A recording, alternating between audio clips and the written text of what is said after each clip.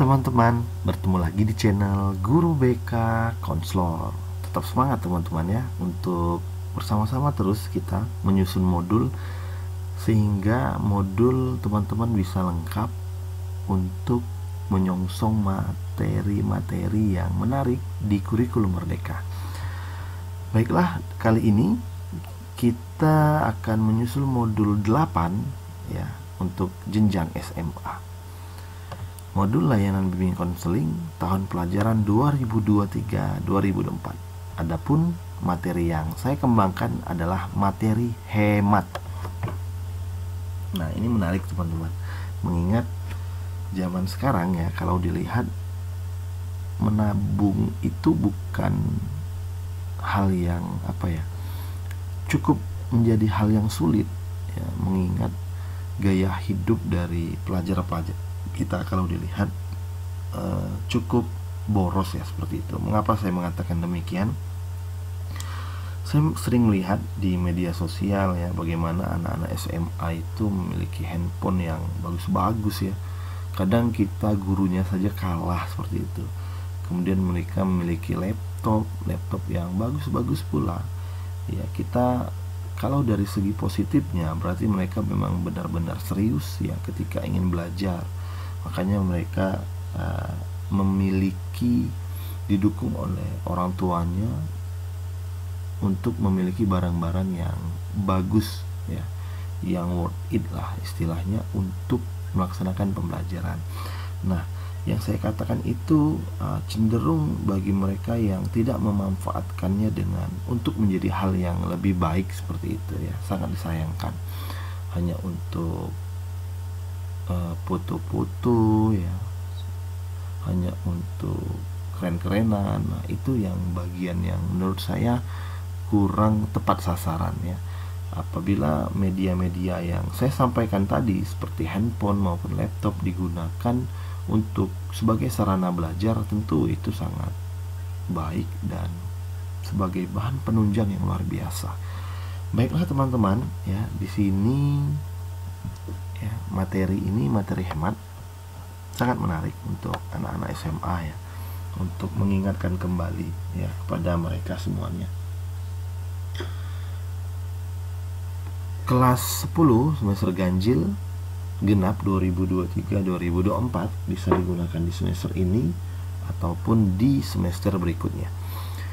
Topik tema mampu untuk hidup hemat. Aspek perkembangan di sini yaitu perilaku kewirausahaan, kemandirian, perilaku ekonomis. Nah, CL-nya yaitu mempraktikkan nilai-nilai hidup hemat, ulet, kompetitif, dan kolaboratif untuk mencapai hidup secara mandiri. Nah, ini menarik teman-teman ya, karena memang anak-anak SMA perlu kita berikan materi seperti ini untuk menjadi pribadi yang hemat, ulet, kompetitif di berbagai hal, dan mampu berkolaborasi dengan baik.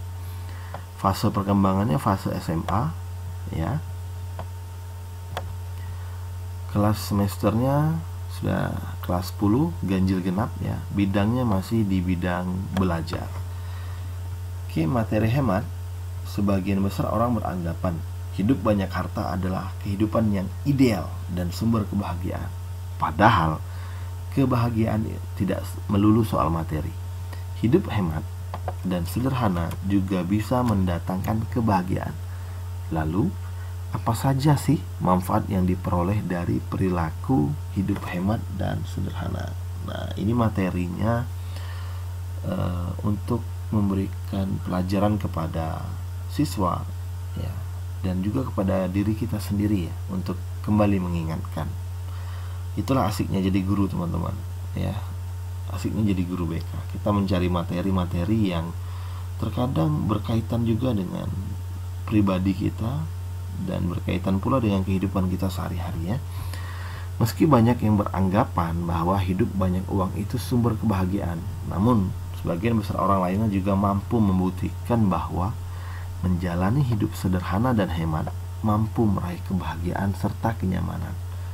Nah, berikut manfaat yang diperoleh dari perilaku hidup hemat dan sederhana.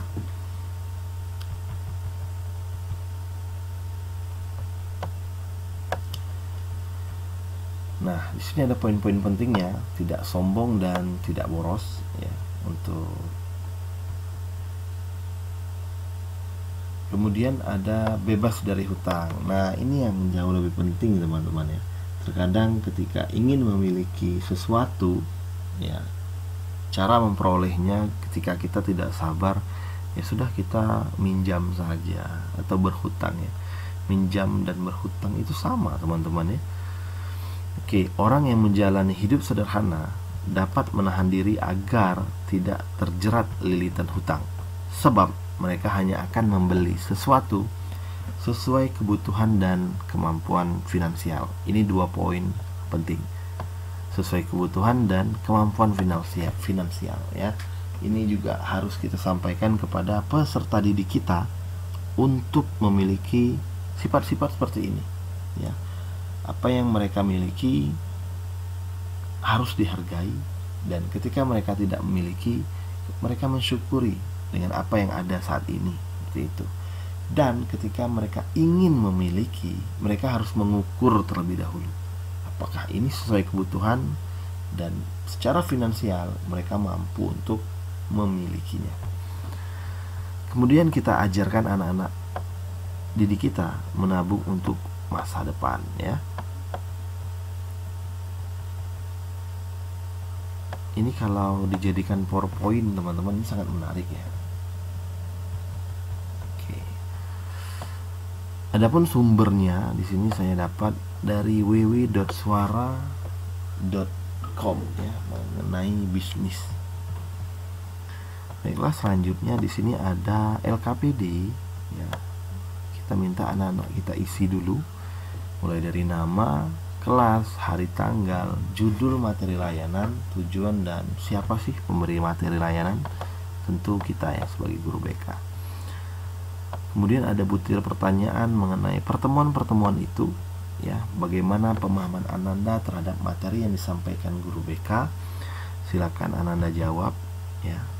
Untuk baris tidak mesti 3 baris ini hanya contoh. Analisis faktor internal dan faktor eksternal yang sudah disampaikan oleh guru BK. Jelaskan berdasarkan pengalaman Anda.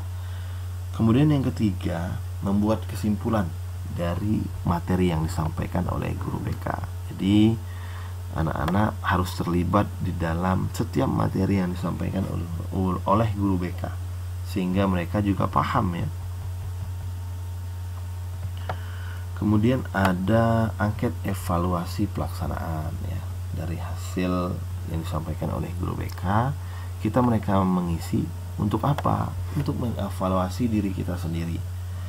Mulai dari materi yang kita sampaikan apakah menarik atau tidak. Kemudian cara penyampaian yang disampaikan oleh guru BK apakah sudah sesuai apa tidak, seperti itu ya, untuk mengukur kembali. Kalau tidak, berarti perlu evaluasi di kemudian hari. Selanjutnya di sini ada RPL inspiratifnya untuk materi ini ya, materi. Oke, teman-teman, saya mohon maaf ya. Di sini RPL-nya salah teman-teman ya. Ini masih materi RPL di materi ke-7 ya.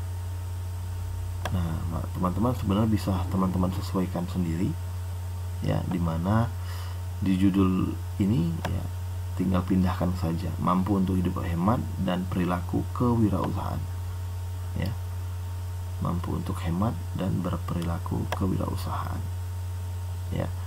Untuk fasenya benar, ini juga salah ya. Kemudian materinya juga salah di sini. Ya, tinggal teman-teman sesuaikan dengan sub RPL yang di atas ya. Saya mohon maaf teman-teman ya, karena lupa saya mengubahnya ya.